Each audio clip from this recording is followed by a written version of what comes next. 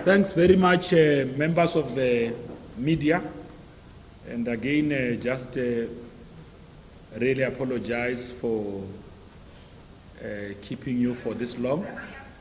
We had thought that we'll start exactly at 5, but as you can see, we are using exactly the same venue that is designated for the National Executive Committee. We felt that it is important that before we start with our NEC, we have the Secretary General briefing and updating you on the conclusion of the 55th National Conference, seeing that we concluded the conference when most of you were already off the venue. Again, we must thank you to have stayed with us since last year when we had the conference in Nazareth, and again, going out to cover the hybrid conference that we held in all of the 9 hubs. So I'm now going to hand over to our Secretary General, Comrade Fikile Mbalula, to reflect on the conclusion of the conference as well as critical resolutions taken by the 55th National Conference. Over to you, Secretary General. Thank you very much, Comrade Pule and members of the media. In the early hours of this morning, Friday the 6th of January 2022, we concluded the business of the 55th National Conference, which started on the 16th to the 20th December at Nazareth in Gauteng. For the first time since the formation of our glorious movement, just under 111 years ago, we conducted the conclusion of our national conference virtually on a hybrid platform with delegates converging in 9 separate hubs, with the national hub primarily hosting the newly elected National Executive Committee. The Free State Province, leagues and alliance partners hosted at the Mvelo Safari Lodge in Mangaung. Our ability to embrace the digital technology as part of the 4th Industrial Revolution has been showcased for all to see. The hybrid conference was a phenomenal success and sent a message to those within and outside our structures that our interaction, even on critical policy matters, can be conducted remotely. We considered the outcome of the 6th National Policy Conference held in July 2022, as well as the outcomes of deliberations in regions, provinces and branches, as well as submissions from leagues of the ANC, from alliance partners, and deliberated on the political report by the President, the organizational report, and the Treasurer General's report. The 55th National Conference affirmed that the strategic objective of the ANC remains the resolution of the 3 basic and interrelated contradictions of colonialism of a special type: racial oppression, women's oppression, and class super-exploitation. We seek to achieve this through the fundamental socio-economic transformation of South Africa into a united, non-racial, non-sexist, democratic and prosperous society. Simply put, the ANC is primarily about building a better life for all. The National Conference asserted that the democratic gains made over the first 3 decades of freedom should be highlighted, consolidated and defended. The narrative by the conservative and the neoliberal forces in our country that suggest that life was better under apartheid and colonialism must be rejected and rebutted by all freedom-loving and democratic-minded people in our country and in the world. We must celebrate gains such as a transformative constitution that guarantees political, socio-economic, and human rights. The newly elected NEC will urgently address the shortcomings, setbacks, and reversals that threaten to undermine and erode these democratic gains. Our first meeting here in this hall this evening is our first meeting of interaction and that meeting is about adopting the January 8 statement of the ANC, a January 8 statement that is a political march to our cadres membership and to declare to all South Africans and our people what is the ANC going to do this year. And that will be delivered on Sunday at Dr. Petros Mulemela Stadium. So the NEC will deliberate on that statement. There will be other NEC meetings that will be convened to elect the National Working Committee, to induct National Executive Committee members through O.R. Tambo School of Governance, but also to refine and process the resolutions of conference, and to adopt a program of action, and to process committees of the National Executive Committee. We will present as the officials to this National Executive Committee the roadmap post-conference. Obviously, most of the things will have to be concluded as soon as possible in terms of committees so that the NEC is able to function, including the election of the NWC. That will follow, but will not happen in this meeting. So this meeting this evening will be the first meeting in which we meet as the NEC, and is a physical meeting, and the real introduction of NEC members to each other will follow suit after the January 8 statement. The conference supported the continuation of the social relief, among others. The conference also called on government to prioritize unlocking the potential of the country's land for employment, rural development, food security. The security agencies must also effectively tackle rampant crime and corruption.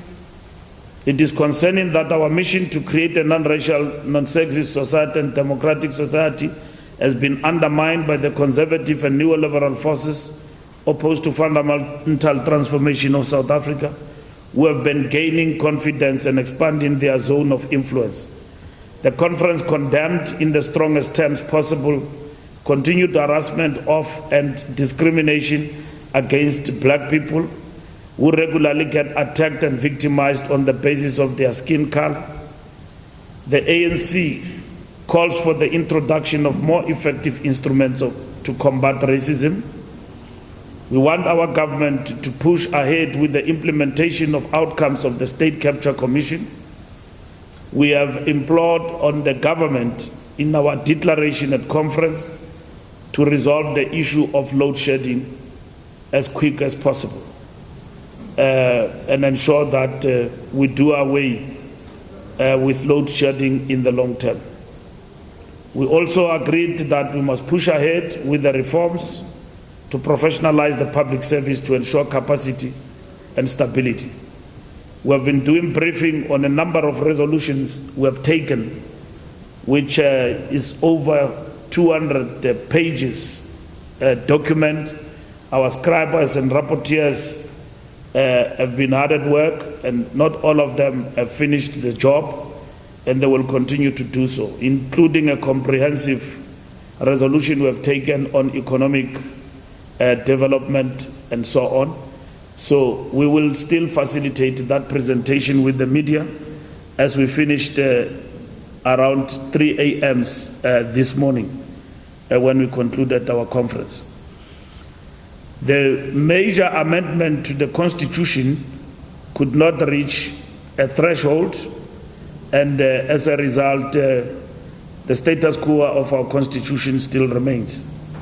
And in this particular regard, conference adopted all the resolutions, and those resolutions we have started presenting to the media early hours of the morning after intensive deliberations at plenary level. Thank you very much. Spokesperson.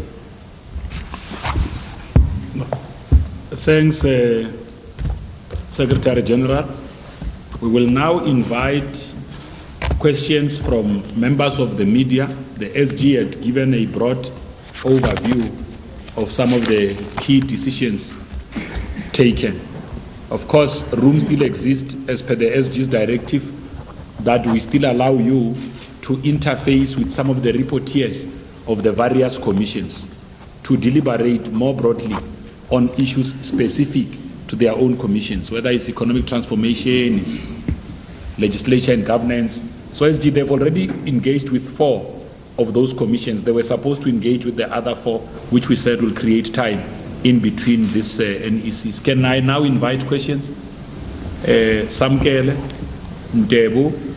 Okay, let's just say all the hands that are up will come down when you ask. Samkele was said from the SABC. On the issue pertaining to Mr. Anilisa Mbalula, was the matter concluded upon? What was the resolution of conference on Anilisa? Then on economic policies, particularly when it comes to the PPP, what did the conference decide on that particular? Sorry, come again.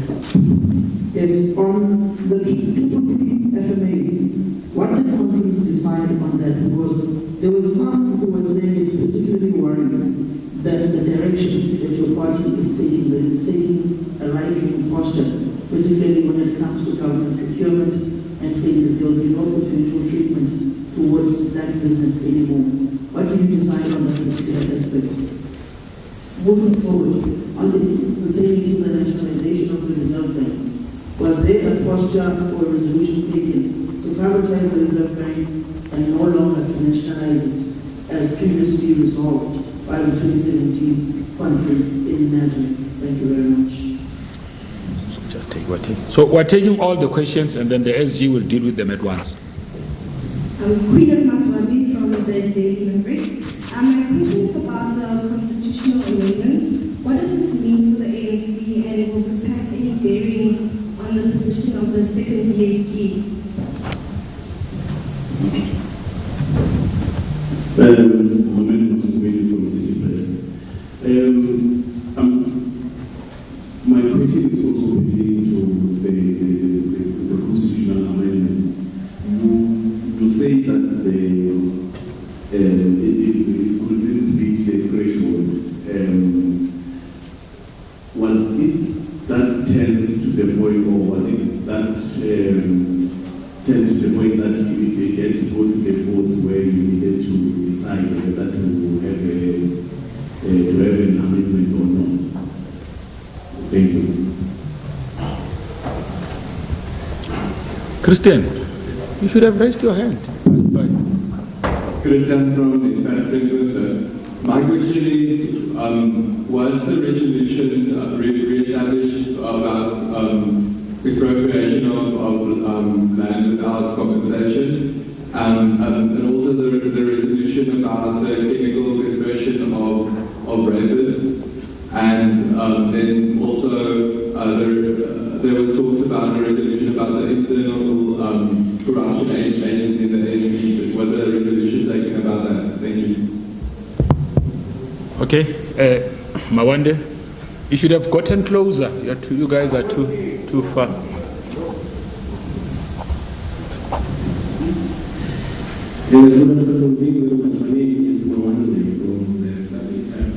Actually, you say that the corporate voting is on that the exit must deal with the voting situation immediately. How question you will explain how it is. For instance, the reason I'm asking is today in the energy security engagement area where there's now energy who made an appearance. He asked because it seems that the steel broker coming up because he asked, is it an issue of petrol? Is it an issue of the whole COVID? Or what is it that causes no change? Did you as conference get to those issues and agree on the way forward? And also,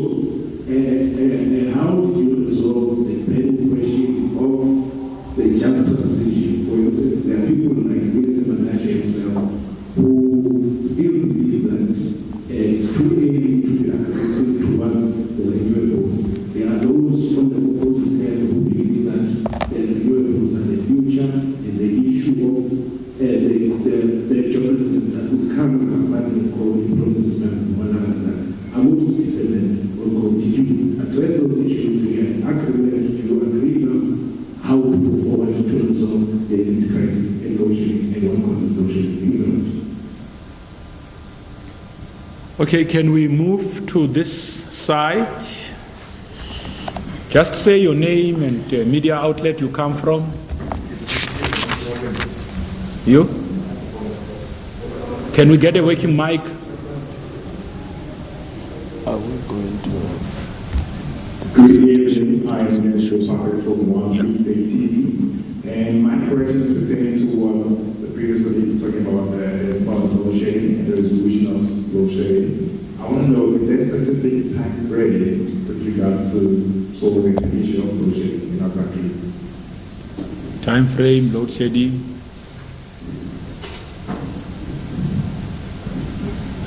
There were hands.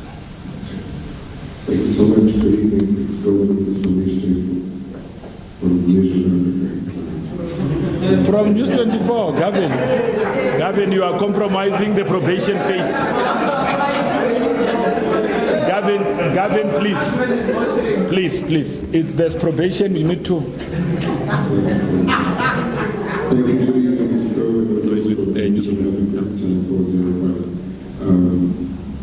Could you confirm that the ANC conference has resolved that the functioning of ESCOM transmitted into health should be taken to the 9 departments, which would be Department of Energy, Department of Transport, and the Department of Defense? That statement coming from the outgoing head of the Economic Transformation Commission. And then with regards to the resolution to extend the mandate of the Reserve Bank to include the creation of employment, is that a decision that the conference has mandated the ANC to implement, or is it something that we need to see whether it would be possible? And does that replace the resolution of nationalization of the Reserve Bank? And then the Minister of Energy had said that there was a resolution to increase emergency procurement to bridge the gap for the energy shortage. Is that emergency procurement of IPPs, or is it for diesel or other fossil fuels as well? Thank you. It's going from Nation Africa. No. Thanks, Gavin. Oh, okay, you are covered. No, Gavin, mistakes do happen. You don't have to worry much about it. Hotazo, what? Because there was a microphone next to. No, allocates a chance. Thank you so much. John, it's Hotazo here at the Sunday Times. The NEC had decided, well, the previous one, had decided that the issue of the Integrity Commission's report was going to be, on Palapala, was going to be deliberated upon by the 55th National Conference. We understand that it was not presented, that report, we did not deliberate on it. Whose decision was it that the CAN should be kicked down to the new NEC? And is it because this is a emotive and a burning issue that you believed, whoever decided, believed that it was going to cause chaos, shouldn't be discussed or debated in this conference? I just want to understand the kicking down of the CAN. Whose decision was it and why? Thank you.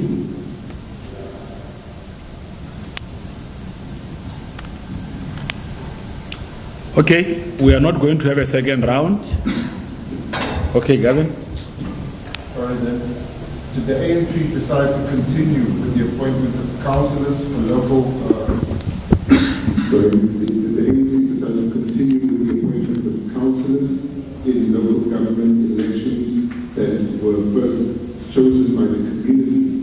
I know the President said in his political report this was a concern because those councillors would then turn independent immediately after being elected. Thank you. Christian, again. Okay, that's fine. Give Christian a microphone. I can speak loud. You can. Connect very just on the effective instrument-defined racism, can you give a bit more detail? Was it discussed or decided which instruments must be used to fight racism? And also just on the whole load shedding, how strong is the mandate that the ANC is giving government to deal with this issue, since it affects almost every aspect of our lives and of the people of South Africa? And actually, just to add to my colleagues, how did you give a map for government how to deal with this, or should government just decide on their own how to deal with it? Thank you. Okay, no thanks, SG. Those are the questions. First and foremost, thank you for the questions. Just to clarify a point about the resolutions and our approach, which I think it's a matter that Pule tried to clarify but was not emphatic about it. Since most of the questions constitute what has been resolved, we've got plenary deliberating on the resolution and passing the resolutions, and this is what we want to share with the media through our different rapporteurs and the chairpersons of the different commissions, which will be very comprehensive. Pule says there are 4 of them who have reported. Others are supposed to give you a feedback this afternoon, including the last question you were asking about councillors, whether we took a resolution and all of that. I think it was clarified yesterday according to Pule, but Triple P, FMA, load shedding, comprehensive approach, step aside, there's a whole lot of resolutions we have taken.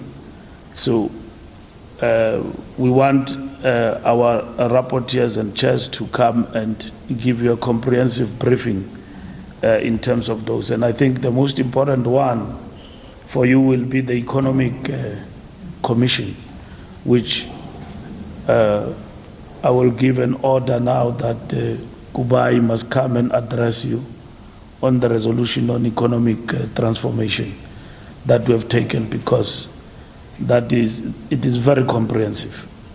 So that will be followed by all other commissions that have deliberated on a number of issues in this conference. So I think, Pule, that must be undertaken with immediate effect, and so that the media and the public also get to know what we have resolved in terms of the different commissions. The constitutional amendments, I need to explain one thing about constitutional amendments, is that you need 2/3 to amend the constitution on any other matter. So the DSG position stands because when the constitution, the issue of the DSG was adopted, 2/3 of the conference adopted the amendment. That was the first leg. So this is the second leg. So you need 2/3. So 2/3 of the conference must give you a go-ahead to amend. So there is no train smash, because it doesn't change anything, because the constitution remains.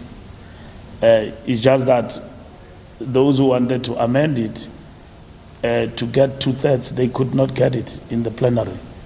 And that is what is applied, meaning you don't raise the threshold. That's what happens. So there is no issue about that. That is simply the procedure of the ANC set out in the constitution, that you need 2/3 of the accredited delegates at conference to amend the ANC constitution. So in this particular instance, That's the simple procedure that we need to actually follow. Andile Lungisa matter is deferred to the National Executive Committee. The NEC will deliberate on that matter in its first meeting, among other issues that will be coming from conference, and then also to deal with the resolutions, not to do anything that is outside the mandate of the conference, but to basically say, look at the resolutions finally before they are sent to the structures. At the present moment, we need to give you what has been deliberated on and agreed upon, unambiguous, and we will be in a position to, like I said, give you that particular information by this afternoon. We have explained time and time and again that the issue of Phala is not on the agenda of conference. So matters of integrity of the ANC, including Phala, will be deliberated upon by the new National Executive Committee. The National Executive Committee is going to constitute new committees and commissions and then adopt them going forward. And then it will get the report of integrity about people who are affected and so on. And then those matters will be placed before the National Executive Committee. As for this conference, there was no discussion about Phala. I explained that from the word go. I think this is one of the things that is going to make me turn grey quickly, because I've been explaining that there was no deliberation on the Phala matter. So we have explained from the beginning of the conference that it is not on the agenda. So it's not a question of why. It is a question that it was not part of the deliberations of conference. And the conference will deliberate on the matter that is placed before itself if there is a report. And you knew, even in terms of the last National Executive Committee, you were briefed that the Phala report was not placed before the NEC. So the Integrity Commission, in terms of its report, the matter did not feature. So it has not been. So the NEC will be seized with all matters of integrity that will come in a form of a report via the Integrity Commission going forward. And you'll be appraised as time goes on about those deliberations. So all other issues, councillors, appointment, load shedding, we will be in a position to give you a detailed report in terms of our resolutions. So I wish to deliver on that one. We are going to start the meeting of the National Executive Committee now at 7 o'clock to finalize the January 8 statement.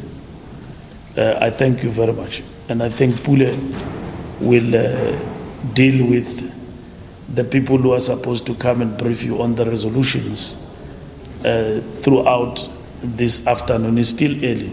We slept at 3 a.m. So, or tomorrow? Let me no, you will, Samkelo, I'm not, you'll finalize with okay. If you are the chief whip of the journalist, I don't know, of the media, the lot of the media.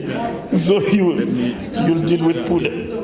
Okay. You'll deal with Pule. Okay. No, thanks, SG. Just on the issue of the briefing, we will convey through our platforms. We'll send out an alert. We'll have a designated venue where we'll run all the briefings, possibly tomorrow, not because Samkelo suggested so, but because it is it's only practical to do it like that. NEC members will have to be part of this NEC, so it might be difficult, SG, to pull them out, seeing that this is our very first special NEC. So we'll have that briefing tomorrow, possibly between 11 and 12. Another thing we must announce before you go, is that we have got an inspection in loco with the SG and the DSG, Comrade Nomvola Mukonya, tomorrow at Dr. Petra.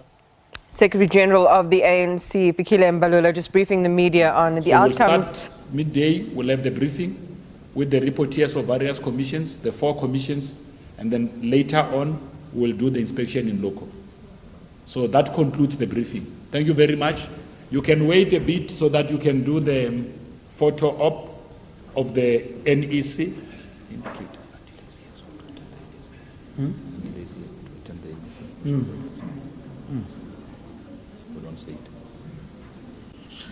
The Andile Lungisa matter will be dealt with. He's a member of the National Executive Committee as per the guidance of conference. Okay, no, that's fine, because we are just here to clarify it, because I know you are going to all be holding around Andile trying to take pictures to make a story. He was elected, he's a member of the NEC. The other issues have been deferred. Thank you very much. Okay.